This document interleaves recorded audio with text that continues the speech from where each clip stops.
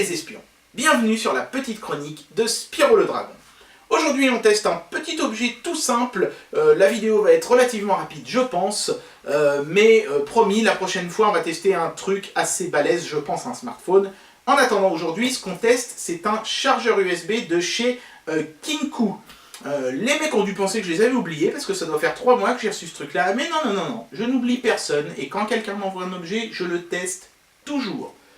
Envers et contre tout, et peu importe le temps que ça puisse prendre. Voilà, c'est pas de ma faute, hein, j'ai eu plein de problèmes, et d'ailleurs c'est toujours pas fini. Au moment où je vous parle, à peu près 2,50 m derrière le bout de mon doigt, là, de l'autre côté du mur, il y a un nid de guêpe, et il y a un type qui doit venir me l'enlever après-demain. Oui, parce que le mec me dit, comme ça, tranquille, la semaine dernière, vous n'êtes plus qu'à 10 cm de cloison d'une mort certaine, si les guêpes rentrent, vous êtes un homme mort. Je reviens dans une semaine.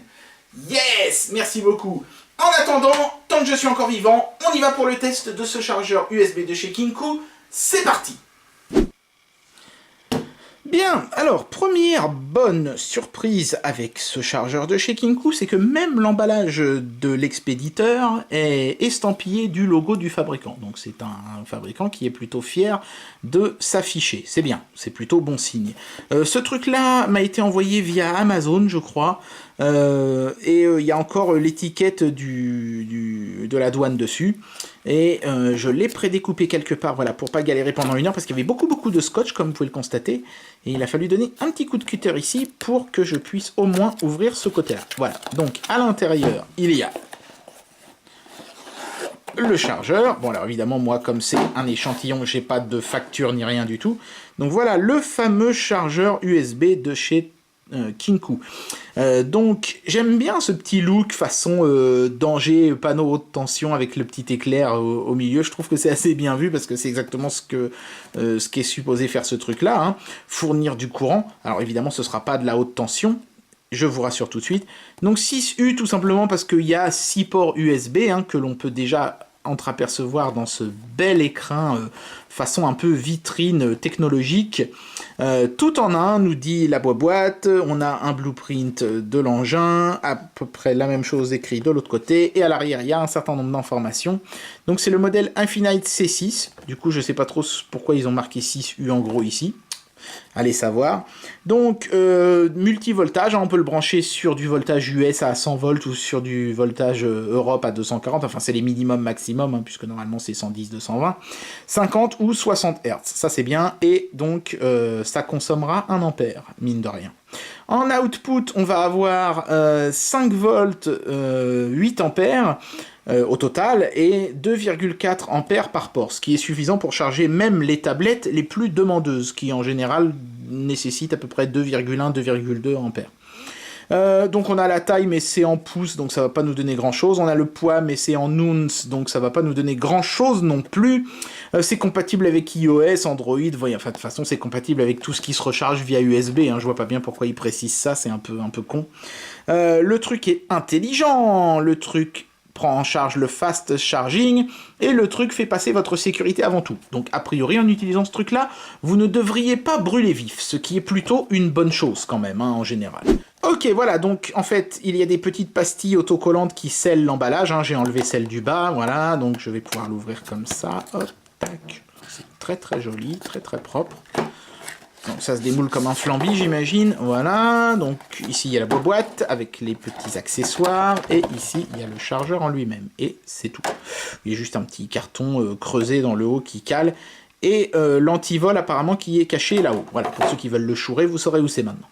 Ok, donc on a un appareil qui, ma foi, comme ça, déjà, rien que par son poids, m'inspire confiance. Vous voyez, bon, je sais que faut pas juger ce genre de truc sur le poids, d'autant plus que comme c'est un truc qui est supposé être posé sur le bureau comme ça, c'est très certainement lesté, pour que ça tienne mieux.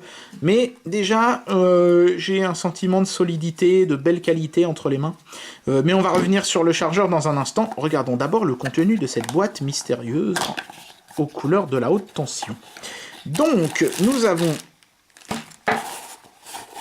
une notice, on dirait la notice d'un médicament tellement c'est petit et plié en 47.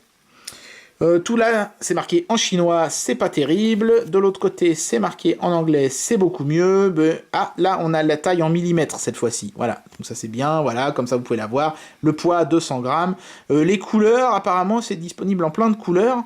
Moi, je l'ai eu en blanc.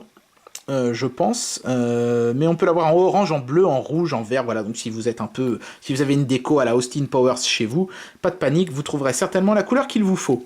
Voilà, et puis après, on nous explique comment on branche un smartphone, comment on branche une tablette, etc. Donc il n'y a pas besoin d'être né de la dernière pluie pour savoir faire tout ça, et c'est pour ça que la notice est très succincte. Voilà. Ensuite, on a un câble tout simplement... Voilà, au format France. Alors j'imagine que quand vous le commandez d'un autre pays, si vous êtes canadien ou autre, vous aurez la prise appropriée, je pense. Moi, comme je suis en France, j'ai la prise France, c'est bien. Et à l'autre bout, c'est une prise standard, vous savez, type hi-fi, un petit peu ce qu'utilise notamment Sony sur ses consoles aussi, comme la PlayStation, etc. Donc c'est bien, c'est un câble standard, ça fait plaisir. Pas besoin de se mettre à transpirer si on le paume, on peut en utiliser un autre. Voilà, donc le contenu vraiment très basique. Une petite notice extrêmement courte et un câble qui lui en revanche a l'air assez long. Ici on peut voir donc le connecteur pour le câble qu'on vient de voir. Ici sur le dessus, apparemment il y a une aération. C'est pas un ventilateur, hein, ça m'a l'air juste d'être une aération passive. Après il va falloir le brancher pour voir si ça émet un peu de bruit. Donc ici il y a écrit Smart, donc ça veut dire que ce sont des prises intelligentes a priori, donc qui savent reconnaître si vous branchez... un téléphone ou une tablette ou des choses comme ça. iPad, iPhone, alors bah, vous voyez, je viens de dire de la merde, parce que là, de toute évidence, l'iPad c'est une tablette, l'iPhone c'est un téléphone, donc vous voyez, a priori, à mon avis, les 6 prises font la même chose, et puis ils les ont estampillées différemment pour se la jouer. Donc il y a 2 prises pseudo-intelligentes, 2 prises intelligentes mais pour Apple, et 2 prises intelligentes pour Android. Alors, est-ce que Apple impose pas une norme ou un truc un peu spécifique pour empêcher les chargeurs génériques de fonctionner ? Ce serait bien leur style, mais en même temps, je crois avoir déjà rechargé des tablettes ou des smartphones Apple avec des chargeurs Samsung et ça marchait, hein. Donc à mon avis, tout ça c'est du snobisme.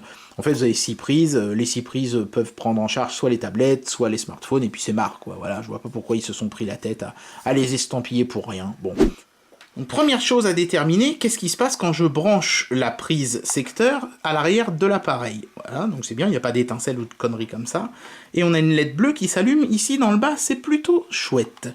Au moins, on sait qu'il y a de la tension dans le chargeur. Par contre, le reste ne s'illumine pas ni rien du tout. Et, a priori, il n'y a pas de ventilo là derrière, je n'entends rien. Je vais quand même le mettre à mon oreille pour voir. Non, tout ce que j'entends, c'est le bourdonnement des circuits électroniques, certainement des bobines, des trucs comme ça, qui s'excitent un peu parce que quand un chargeur avec une grosse capacité comme ça n'a absolument rien de branché dessus et qui tourne à vide, en général l'électronique à l'intérieur s'excite un petit peu. C'était comme ça sur le Transmart et c'est la même chose sur celui-ci aussi. Bien, alors maintenant on va débrancher ces appareils. Donc comme j'ai tout un merdier de câbles là évidemment hein, pour faire tout ça, parce que malheureusement hein, ce chargeur ne vous dispense pas de tous les câbles nécessaires, je vais faire les branchements hors caméra et on se retrouve dans un instant, une fois que tout sera branché, c'est parti. Je commence par brancher la JXD, donc sur une prise Android. Hop, est-ce qu'elle charge? Ah, attendez, parce que le câble, c'est une merde, ce câble il bouge, voilà. Oui, elle charge. Impeccable, pas de problème, pardon, pour le coup dans la caméra, elle charge, là, vous voyez, elle est à 93%, elle est en train de charger. Bon, les autres appareils, je crois qu'ils sont déjà chargés à 100%, mais c'est pas grave. Ce qui nous intéresse, c'est de voir si on a cette petite icône de charge en haut à droite, et là, c'est bien le cas. Donc, aucun problème avec Android et avec les smartphones Android, ça fonctionne très bien. Maintenant, l'iPad, lui, je vais le brancher sur une prise iOS, comme ça, il va être content. Voilà, donc iPhone, iPad, hop, c'est parti, schlac, et il y a déjà eu un bip, c'est plutôt bon signe, et effectivement, là aussi, on peut voir que ça charge sans aucun problème. Notez que j'ai laissé la JXD branchée, et que les deux chargent simultanément sans problème. Hop. Voilà, on va essayer de tout mettre dans le champ.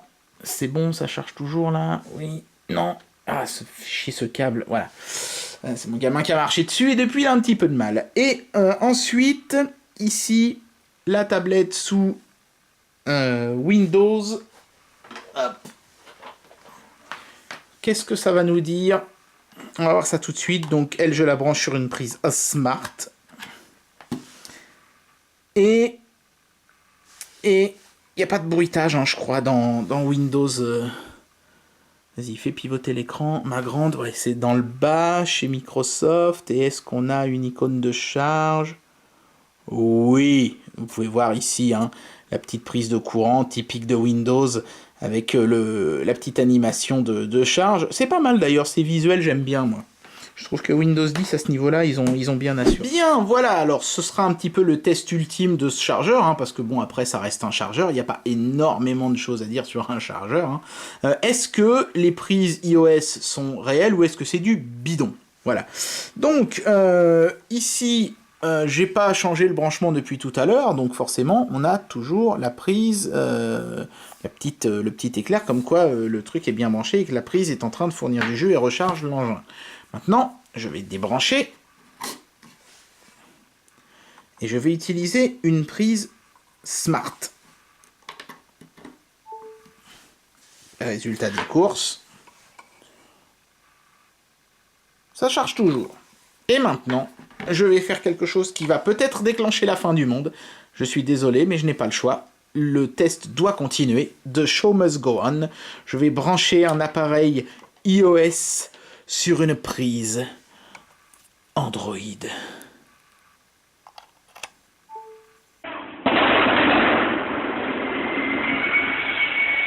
Mesdames et messieurs, les chats font des chiens. Les prises Android rechargent les iPads. Et bien voilà, c'était le test de ce chargeur de chez Kinku. Un chargeur qui est à la fois beau et efficace. Il était temps, c'était quelque chose que j'étais étonné de n'encore jamais avoir vu. C'est vrai, on a plein de trucs à recharger et les chargeurs qu'on a sont soit il en faut 36, soit quand on en prend des universels, ils sont super laids et on a envie de les cacher derrière le meuble. Bah là, pour une fois, vous aurez un objet que vous serez fier de faire trôner sur votre bureau et ça, ma foi, ça fait plutôt plaisir. Moi, je vais aller m'occuper du nid de guêpe qui se trouve juste là, derrière le mur, à peu près 2,50 m de l'endroit où je me trouve. Oui, je vais mettre un coup de bombe, même si je suis à peu près sûr que de toute façon, il va falloir que je fasse venir un spécialiste parce que, vu l'endroit où se trouve le nid, ouais, soit j'arrive à le niquer, soit je meurs. Donc je vais pas prendre trop de risques, je vais y aller mollo. Et ensuite, je crois que je vais appeler un spécialiste qui va me prendre une blinde. Voilà, vous savez tout de ma vie de merde. Maintenant, il me reste plus qu'à vous dire à la prochaine. Tchuss!